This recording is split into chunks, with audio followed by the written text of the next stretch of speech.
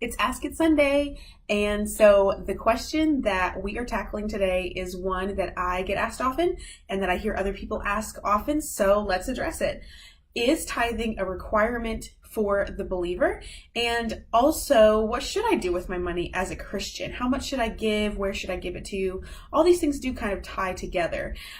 So let's start at the very beginning and look at that word tithe. This tithe word comes from the word for tenth.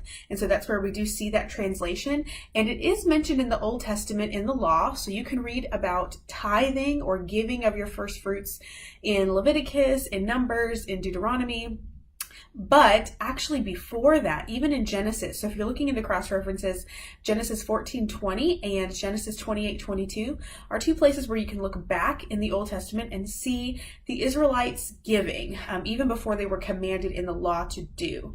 Biblical scholars have looked into between the Bible and also into Hebrew culture, and they can show that the people of Israel actually gave in many different forms. It was not just financial, but this included special sacrifices, other taxes, festival giving, lots of other miscellaneous gifts. So the total percentage that an Israelite gave of their income often surpassed 10%. In fact, they would guesstimate it's closer to like 25% or more of their income. And so many people understand that it is found in the Old Testament, but is tithing still a responsibility of the New Testament believer? Why is this important to us? So the New Testament does not ever command that we give a tithe, although Jesus does mention it in a couple parables. And then giving, this idea of giving, is all kind of sprinkled throughout the New Testament. And so we don't see a specific command for the giving of 10% of our income each month or each paycheck. We do see God through various writers in the New Testament really proclaiming that his people should be cheerful givers. I want to read you a really quick section in 2 Corinthians 8. Right at the beginning it says, "We want you to know, brothers, about the grace of God that has been given among the churches of Macedonia. For in a severe test of affliction, their abundance of joy and their extreme poverty have overflowed in a wealth of generosity on their part. For they gave according to their means, as I can testify, and beyond their means of their own accord, begging us earnestly for the favor of taking part in the relief of the saints. And this, not as we expected, but they gave themselves first to the Lord, and then, by the will of God, to us." This goes on in this passage talking about the early church and how they gave not only just within their means, but well above and beyond their means. In fact, even in Acts, the early churches, we see a lot of this mentioned, where the early church is giving their possessions away to help one another, to help other people in their community. And so this is something that we see in the early church is an excellent example of church giving. They went above and beyond their means. I think when we remember ultimately what we deserve, which is nothing. That includes the home we live in. That includes the time that we're given. That includes each paycheck. I think it does become much easier to trust God for the future while we share what we have been given. So to boil it all down, my answer to the person who's asking this question would be something like this. So let's take a look at our heart in this situation.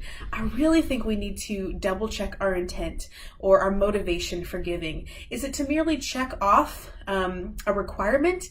That feels a little legalistic to me. And in all reality, we live under a state of grace. We don't live under the law anymore. And so because of that, we are actually now more responsible for what's going on up here and what's going on in our hearts. So when the Holy Spirit prods you to help in some way, how are you handling that? I think we can handle things two ways.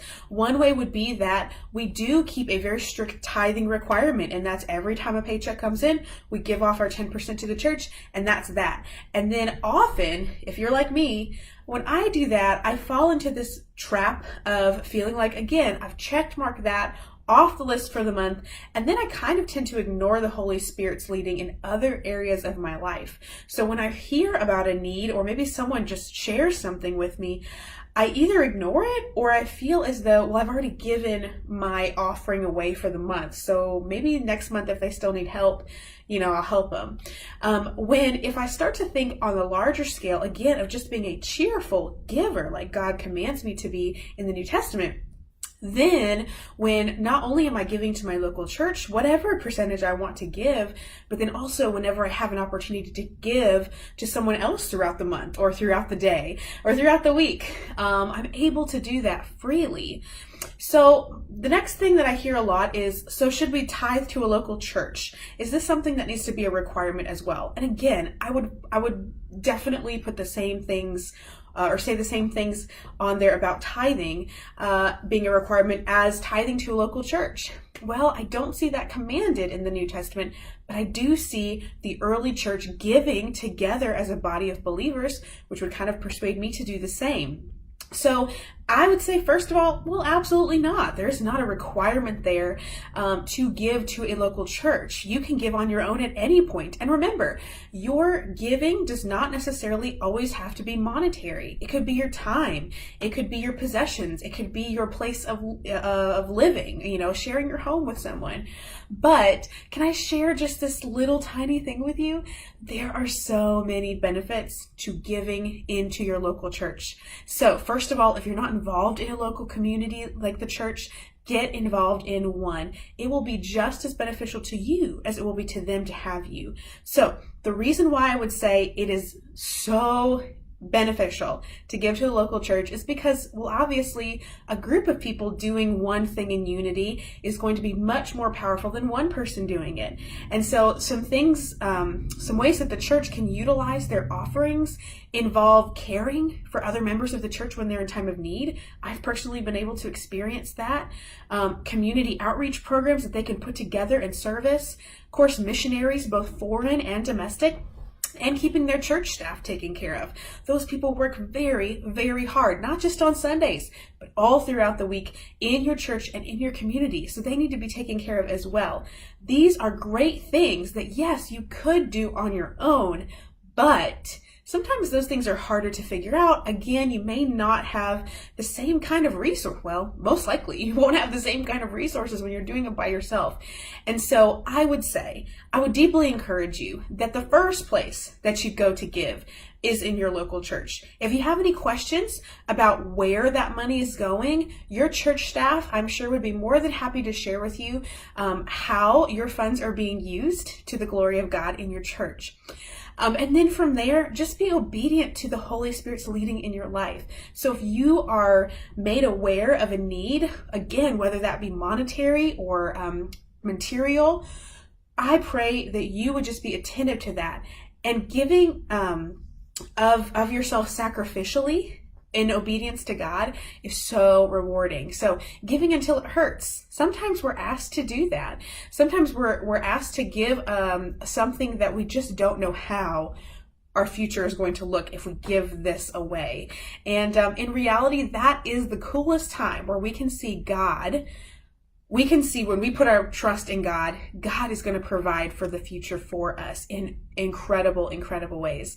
So long story short, tithing, no, absolutely not a requirement to the New Testament believer, but it is very encouraged to be a cheerful giver. In fact, it is commanded in the New Testament that needs to be part of the characteristics of a child of God, a cheerful giver, one who is attentive to the Holy Spirit's leading in their life and gives freely of what they have been given themselves. I hope this helps. You are always free to post any questions or clarifications below this video, and I would be happy to answer those for you.